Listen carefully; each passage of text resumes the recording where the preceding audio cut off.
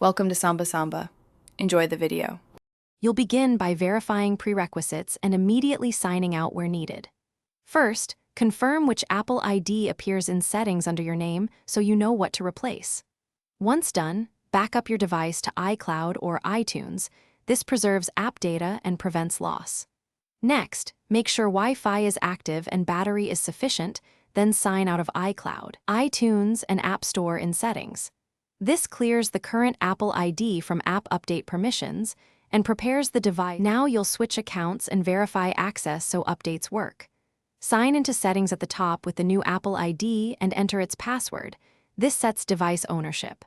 Then open the App Store, tap your profile, sign out if needed, and sign back in with the same new ID to align the store with device credentials.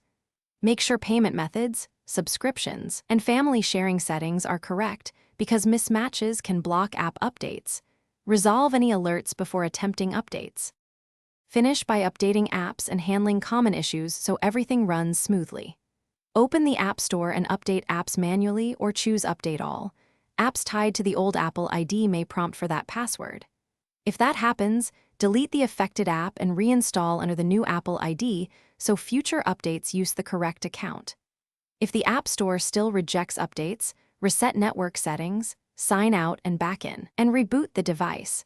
That usually clears cached credentials and resolves the problem. Thanks for watching. Consider subscribing if we helped you.